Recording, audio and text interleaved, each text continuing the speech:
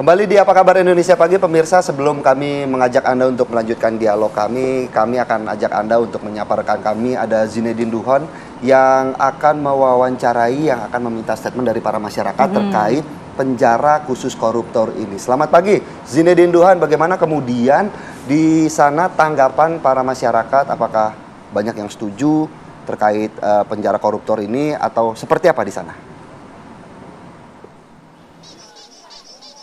Ya, Philip dan juga pemirsa, Presiden Republik Indonesia Prabowo Subianto ini mencanangkan untuk membangun penjara khusus koruptor di pulau terpencil. Ini untuk mengurangi resiko koruptor-koruptor ini bermain di penjara untuk akhirnya dapat keluar seperti itu untuk menikmati fasilitas-fasilitas secara ilegal. Nah, lalu pendapat masyarakat seperti apa? Saya akan mengajak Anda untuk berbincang bersama salah satu warga yang seperti itu saat ini sedang belanja di salah satu pasar yang berada di Jakarta Pusat. Kita akan tanya, Pak, dengan Bapak siapa? Pak Yul. Oke. Pak Yul, Prabowo Subianto ini rencananya akan membangun penjara khusus koruptor di pulau terpencil. Ini supaya koruptor ini nantinya dapat dipisahkan seperti itu dan mengurangi resiko koruptor-koruptor ini bisa keluar sebelum waktunya. Nah, tanggapan dari Pak Yul sendiri seperti apa? Kalau saya sih bagusnya kalau umpamanya di negara kita hukum mati itu tidak berlaku, lebih bagus dimiskinkan. Tapi kalau umpamanya itu jalan satu-satunya ya lebih bagus lagi. It's okay. Dimiskinkan itu jadi salah satu yang penting. Salah satunya, setelah dimiskinkan masukkan di penjara. Oke, setelah dimiskinkan masukkan ke penjara. Nah, lalu untuk pendapat dari masyarakat lainnya, saya juga akan mengajak Anda untuk berbincang bersama warga lainnya yang juga sedang berbelanja di sini. Ibu, dengan Ibu siapa? Ibu Hamsinah. Ibu Hamsinah, kalau boleh tahu pendapatnya seperti apa nih? Prabowo mau bikin penjara khusus koruptor di pulau terpencil nih, Bu. Ya, setuju aja sih biar nanti ke depannya bisa jadi pencerahan buat koruptor yang lain dan menjadikan efek jerah juga ya. Soalnya kalau misalkan di luaran atau di mana kan bisa aja bebas kemana-mana. Terus bisa ada peluang lah untuk lebih leluasa gitu. Kalau di daerah terpencil ya mungkin jauh jangkauannya, terus kesananya juga, terus muter-muternya ya seperti itulah. Setuju banget, insya Allah. Mudah-mudahan bukan wacana ya ke depannya. Oke. Baik, terima kasih Ibu. Ya, Philip dan juga pemirsa, itu dia tanggapan dari masyarakat yang memang setuju dengan ide ini dan berharap dapat terrealisasikan agar nantinya para koruptor ini dapat terpisah jauh dan juga tidak dapat menikmati fasilitas-fasilitas yang berada di tengah kota sehingga meminimalisir resiko untuk keluar sebelum waktunya. Untuk sementara itu, Philip. Baik, terima kasih Zinedine Duhon yang tadi meminta tanggapan masyarakat terkait wacana penjara khusus bagi koruptor. Tadi banyak yang setuju ya. Kayaknya pada dengar omongannya Mbak Hanifah tuh ya kan, Iya. pada setuju biar jauh dari keluarga begitu ya. Kita minta tanggapan dari Bang Andreas. Bang Andreas, kalau DPR RI sendiri menanggapi bahwa sebenarnya tidak hanya hukumannya yang harus berat, tapi ini harus dimiskinkan juga koruptornya. Bagaimana Bang Andreas? Ya, itu kan wacana yang sudah cukup lama gitu. Bahkan selalu menjadi wacana terus-menerus gitu kan.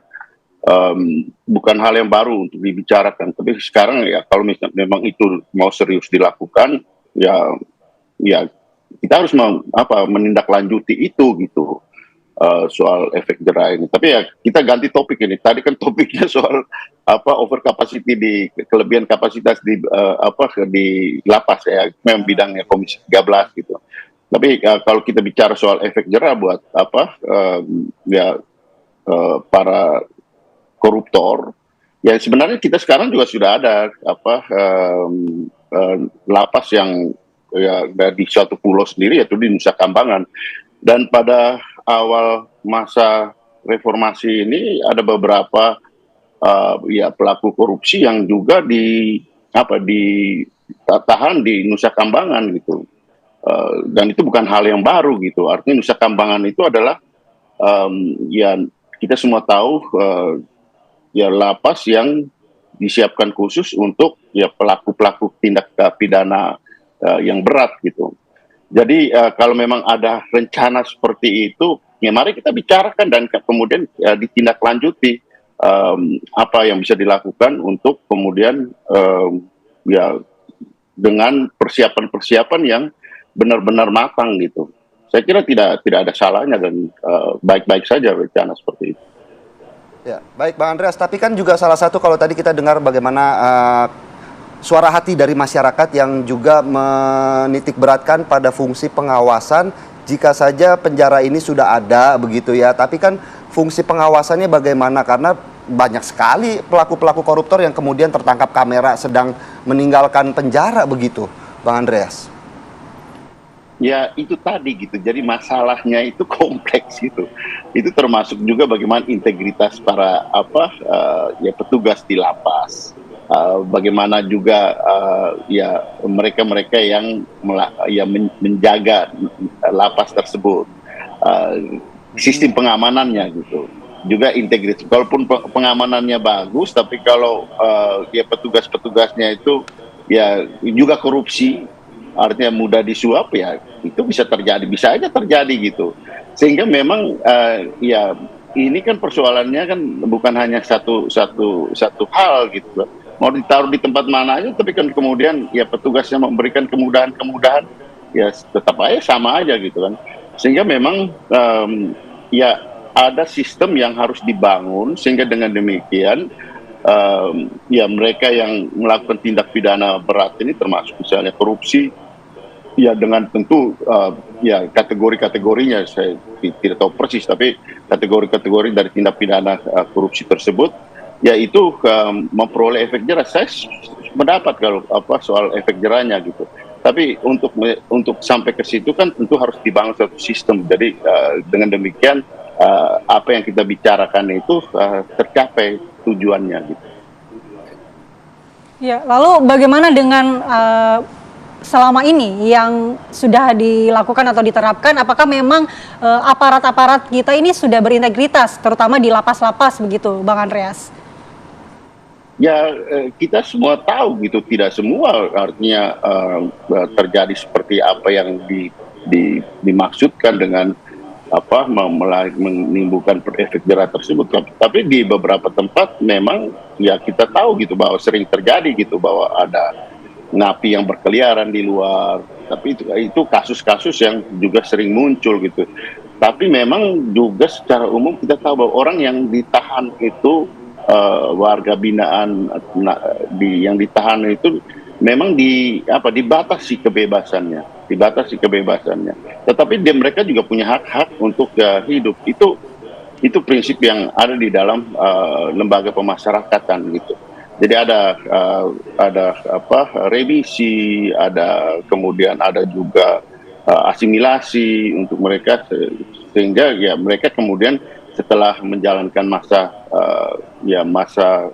penahanan itu, ya mereka kemudian bebas kembali ke masyarakat sesuai dengan aturannya gitu. Jadi memang ada sistem yang harus dibangun gitu, sehingga dengan demikian itu bisa tercapai gitu. Kita melakukan orang masuk di dalam lapas itu kan untuk dibina, kemudian sehingga setelah dia kembali ke masyarakat, dia kembali seperti warga yang warga biasa yang seperti kita yang lain gitu, untuk kembali ke hidup di masyarakat seperti warga negara yang lain gitu.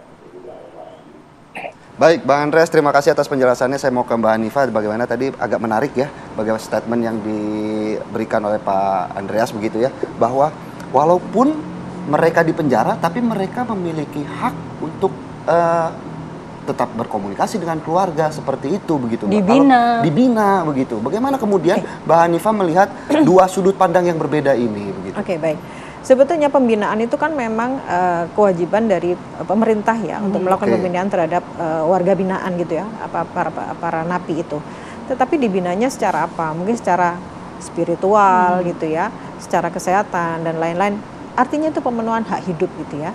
Tetapi ketika mereka dijauhkan dari keluarga, sebetulnya beban mentalnya itu semakin besar. Dan satu lagi, biasanya para koruptor ini merasa masih punya kehidupan lagi setelah mereka keluar, karena tidak dicabut hak untuk berpolitiknya, atau mereka berproses atau bekerja atau terlibat dalam institusi-institusi penting. Sanksi sosialnya. Nah, jadi sanksi sosialnya kan tidak ada. Artinya masyarakat atau orang-orang tinggi itu merasa bahwa mereka ketika keluar masih dibutuhkan. Ini yang membuat mereka menjadi tidak jera lagi. Padahal efek yang diharapkan dari pemenjaraan adalah deterrence tadi, untuk menakut-nakuti, untuk membuat jera. Baik si pelaku itu maupun orang-orang yang berpotensi untuk melakukan korupsi itu sendiri. Sehingga mereka merasa ketakutan, saya nggak mau hidup seperti itu, bagaimana dengan keluarga saya gitu. Efeknya kan dari korupsi itu berarti kan kenikmatan yang sesaat. Kalau sekarang kan kenikmatan 7 turunan. Ini yang membuat semakin menjamurnya. Ditambah lagi secara struktural korupsi itu sudah dipelihara gitu. Sehingga kalau tidak mau korupsi, dia tidak bisa berada dalam lingkungan tertentu yang akhirnya mereka menikmati itu semua dan eskalasinya menjadi semakin naik, semakin butuh korupsi untuk mendapatkan uang yang lebih Nah, besar berangkat lagi. dari situ Mbak Hanifah, kalau memang korupsi ini adalah white collar crime begitu, jadi ini yang pelakunya adalah golongan elit. Sebenarnya tipe hukuman yang cocok untuk mereka itu seperti apa? Apakah dengan penjara di terpencil ini cocok, kemudian dimiskinkan itu seperti apa? Nah, inilah yang membuat kondisi ini menjadi rumit gitu ya. Rumitnya tuh karena semuanya harus berproses gitu. Kita harus berubah. Kita mau ngomongin ini. Sekolah pemenjaraan itu baru 1. Dan setiap tahun hanya meluluskan berapa orang. Dari berapa orang itu berapa orang lagi atau berapa lulusan yang mereka berintegritas terhadap lulusannya itu. Yang mereka bisa menegakkan hukum dan mereka bisa menjadi pengawas-pengawas dalam lapas-lapas tertentu. Ini juga yang membuat kita menjadi agak-agak bisa nggak ya ini bisa berlanjut. Tapi bagaimana dengan KPK gitu ya? Bagaimana dengan pengawasan-pengawasan di lembaga-lembaga itu gitu? Ini yang membuat seharusnya yang berubah itu bukan hanya secara fisik penjaranya gitu ya, tapi bagaimana secara struktural Bapak Presiden itu menyiapkan ini semua. Tapi apa kemudian yang membedakan pelaku koruptor dengan pelaku-pelaku kejahatan lainnya, Mbak? Sehingga harus dibuatkan penjara khusus bagi para koruptor. Artinya kan perilaku mereka juga seperti perilaku pelaku kejahatan yang lain sebenarnya. Sepertinya berbeda. Ini menurut saya pribadi akhirnya ya. Karena ini kan kejahatan luar biasa, di mana dia sudah memiskinkan orang lain. Betul. Mereka sudah mengambil hak masyarakat yang lain. Berarti mereka harus mendapatkan perlakuan khusus gitu. Perlakuan khusus Yang lebih berat. Yang lebih berat gitu. Karena kembali lagi, yang mereka takutkan tuh hanya miskin gitu. Jadi yang pertama miskin, yang kedua secara mental mereka harus kena gitu ya. Secara fisik mereka tidak bisa berhubungan dengan keluarga. Secara sederhana begini, di beberapa penjara itu sampai meminta ada ruang khusus untuk ruang apa itu namanya untuk berhubungan itu namanya? Oh, bilik asmara. Bilik asmara. Artinya, artinya mereka sebetulnya secara psikologis mereka butuh itu kan, butuh ikatan dengan keluarga. Kalau mereka berjauhan itu pun terpotong gitu loh. Ya enggak? Kalau kita ngomongin, oh itu kan hak asasi manusia yang harusnya diberikan gitu. Sementara selama ini dia sudah mengambil hak asasi kita gitu. Semuanya diambil gitu. Berarti kan mereka harus mendapatkan hukuman lebih berat gitu. Jadi kebanyakan dari kita ketika sudah terhukum kita jadi kasihan gitu. Padahal mereka tidak pernah kasihan dengan rakyat kecil seperti kita semua. Betul. Kita minta tanggapan Bang Andreas. Gimana Bang Andreas? Ya itu tadi gitu, artinya apa yang disampaikan oleh Ibu Aisyah ya, mohon maaf, itu enggak, itu betul, Ibu Hanifah mau, ya, itu betul gitu dalam arti bahwa sekarang kita masih kategorikan bahwa pelaku tindak pidana korupsi itu adalah extraordinary crime gitu kan. Ya sekarang ini kita tahu bahwa hal tersebut misalnya ini saya katakan misalnya di perkembangan itu kan banyak pelaku tindak pidana teroris gitu, yang juga dianggap sebagai extraordinary crime. Juga para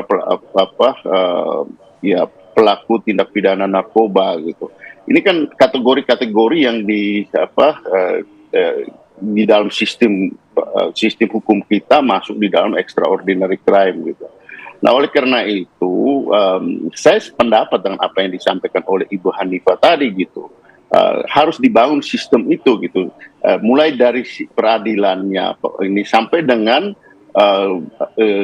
bagaimana mereka kemudian dimasukkan di dalam tahanan dengan sistem pengamanan khusus tadi gitu, sehingga kemudian menimbulkan efek jera.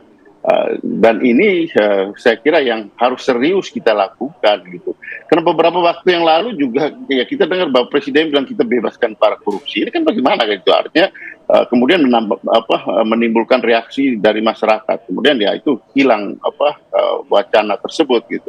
Jadi suatu wacana itu kalau memang kita anggap serius ini harus kita lakukan dengan tindak lanjutan perencanaan yang benar-benar serius, mulai dari proses pemidanaannya, terus kemudian bagaimana sampai dengan ketika mereka di dalam tahanan gitu. Jadi ini harus satu sistem gitu. Jadi tidak hanya parsial-parsial gitu. Saya kira ya Ibu Hanifah tahu persis soal itu gitu. Jadi kita tidak hanya bicara ini wacana atau omong-omong saja, tapi menjadi suatu tindak lanjut dari apa yang memang kita anggap atau dilihat sebagai apa yang dimaksudkan dengan tindak pidana berat gitu, atau extraordinary crime. Baik. Oke, Bang Andreas, tadi juga kami tentunya juga kita setuju supaya ini sistemnya dibangun dengan sangat baik, supaya penjaranya, fasilitasnya dijauhkan dari masyarakat begitu ya. Dan juga salah satunya adalah bagaimana hiu-hiu pengawas ini jangan sampai berubah jadi baby shark, artinya jadi tetap menjadi hiu pengawasannya yang begitu kuat bagi para pelaku koruptor. Terima kasih Bang Andreas atas waktunya pagi hari ini, dan juga Mbak Hanifah. Terima kasih atas waktunya.